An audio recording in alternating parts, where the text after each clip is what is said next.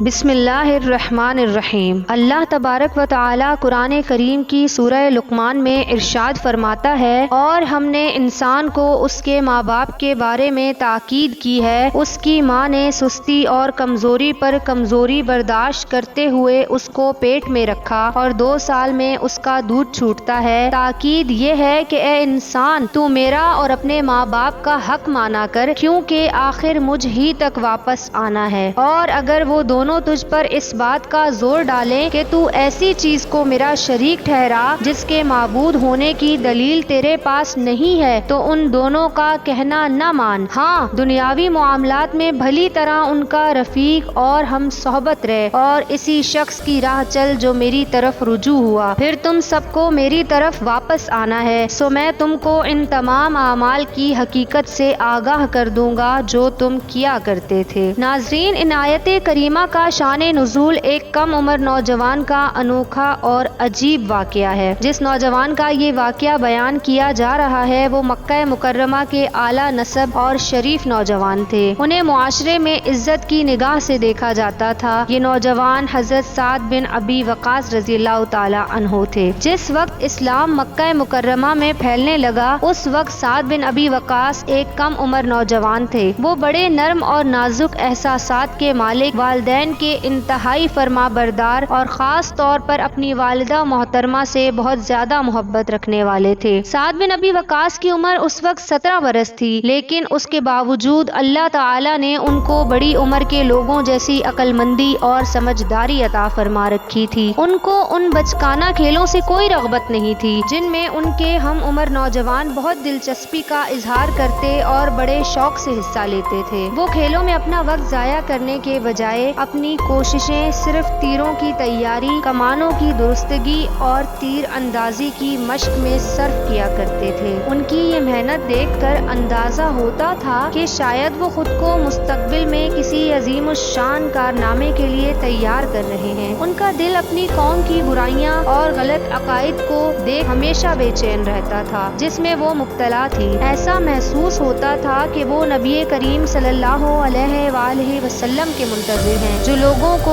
کفر کے اندھیروں سے نکال کر ہدایت کی طرف لے آئیں۔ ان حالات میں اللہ عز و جل نے نبی کریم صلی اللہ علیہ وآلہ وسلم کو پیغمبر بنا کر بھیجا۔ جب حضور صلی اللہ علیہ وآلہ وسلم نے لوگوں کو دین کی طرف دعوت دی تو حضرت سعد بن ابی وقاص نے اس دعوت کو فوراً قبول کر لیا۔ اسلام میں داخل ہونے والے مردوں میں ان کا تیسرا نمبر تھا۔ اکثر اوقات وہ بڑے فخر کے ساتھ یہ بات کہا کرتے تھے کہ 7 روز تک میں اسلام کا تیسرا حصہ تھا۔ حضرت سعد بن ابی وقاص کے اسلام لانے سے رسول اللہ صلی اللہ علیہ وآلہ وسلم کو بے حد خوشی ہوئی، اس لیے کہ وہ بہت شریف، فرما بردار اور ہمت والے تھے۔ ان کی صفات سے یہ ظاہر ہوتا تھا کہ حضرت سعد بن ابی وقاص جلد دین کے لیے بڑی بڑی قربانیاں دیں گے، اور حسب و نسب کے لحاظ سے ان کو معاشرے میں جو بلند مقام حاصل تھا وہ مکہ کے نوجوانوں کو اس بات پر ابھار رہا تھا کہ وہ بھی ان کے راستے کو اپنائیں۔ اور ان ساری باتوں کے علاوہ ان کی ایک خصوصیت یہ بھی تھی کہ وہ رشتے میں رسول اللہ صلی اللہ علیہ وآلہ وسلم کے ماموں تھے، کیونکہ ان کا تعلق بنی زہرہ سے تھا، اور بنی زہرہ رسول اللہ صلی اللہ علیہ وآلہ وسلم کی والدہ آمنہ بنت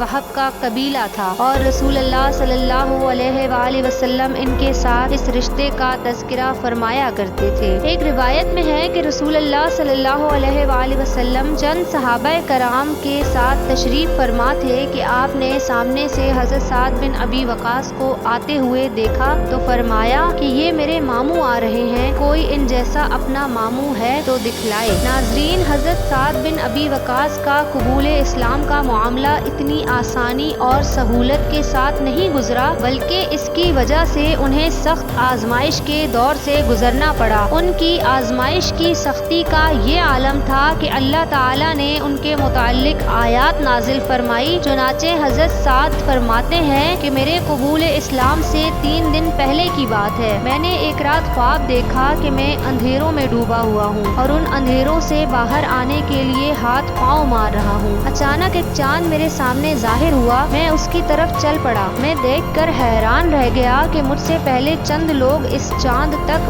پہنچ گئے ہیں۔ میں نے دیکھا وہ زید بن حارثہ، علی بن ابی طالب اور ابو بکر صدیق رضی اللہ اللہ تعالی عنہم تھے۔ میں نے ان سے پوچھا آپ لوگ یہاں کب سے ہیں؟ انہوں نے کہا ہم ابھی آئے ہیں۔ جب صبح ہوئی تو مجھے معلوم ہوا کہ رسول اللہ صلی اللہ علیہ وآلہ وسلم چھپ کر اسلام کی دعوت و تبلیغ کا کام کر رہے ہیں، تو میں سمجھ گیا کہ اللہ تعالیٰ میرے ساتھ بھلائی کرنا چاہتے ہیں اور چاہتے ہیں کہ ان کے ذریعے مجھے کفر کے اندھیروں سے نکال کر اسلام کی روشنی کی طرف لائیں۔ میں فوراً ان کی تلاش میں نکل پڑا۔ آپ صلی اللہ علیہ وآلہ وسلم مجھے محلہ جیات کی گھاٹی میں ملے۔ وہ اس وقت عصر کی نماز پڑھ کر فارغ ہوئے تھے، چنانچہ میں مسلمان ہو گیا اور اس وقت تک ان 3 آدمیوں کے علاوہ جن کو میں نے خواب میں دیکھا تھا کوئی اور مجھ سے پہلے اسلام نہیں لایا تھا۔ حضرت سعد بن ابی وقاص رضی اللہ تعالیٰ عنہ فرماتے ہیں کہ میرے قبول اسلام کی خبر سنتے ہی میری والدہ مجھ سے سخت ناراض ہوئی۔ میں ایک فرما بردار اور خدمت گزار لڑکا تھا، مجھے اپنی والدہ سے بے پناہ محبت تھی۔ انہوں نے اپنے انتہائی غیظ و غضب کا اظہار کرتے ہوئے کہا کہ اے سعد، یہ کیسا دین ہے جو تم نے اختیار کر لیا ہے، جس نے تم کو تمہارے ماں باپ کے دین سے دور کر دیا ہے؟ اللہ کی قسم تم اپنے اس نئے دین کو چھوڑ دو، ورنہ میں مرتے دم تک کھانا پینا چھوڑ کر خود کو ہلاک کر لوں گی۔ اس وقت تمہارا سینہ غم کی وجہ سے پھٹ جائے گا، ندامت و شرمندگی کے مارے ہمیشہ پریشان رہو گے اور لوگ تم کو ہمیشہ اس پر تانے دیتے رہیں گے۔ چنانچہ حضرت سعد رضی اللہ تعالی عنہ نے کہا کہ ماں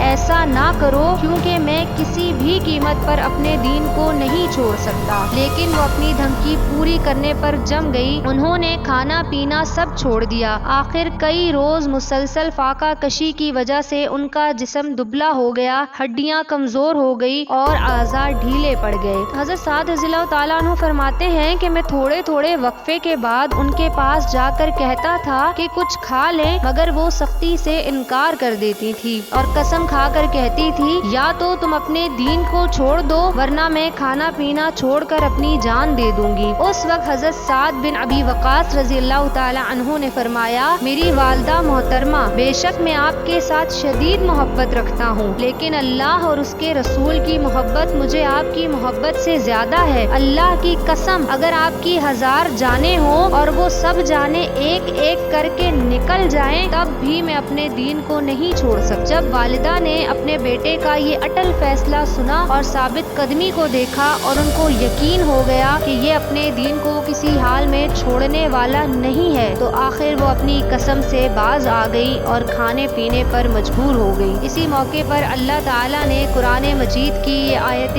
کریمہ نازل فرمائی، اور اگر وہ تجھ پر دباؤ ڈالیں کہ میرے ساتھ کسی ایسے کو شریک کر جسے تو نہیں جانتا تو ان کی بات ہرگز نہ مان اور دنیا میں ان کے ساتھ نیک برتاؤ کرتا رہے۔ دعا ہے کہ اللہ تبارک و تعالی ہر مسلمان کے ایمان کو مضبوطی عطا فرمائے، آمین۔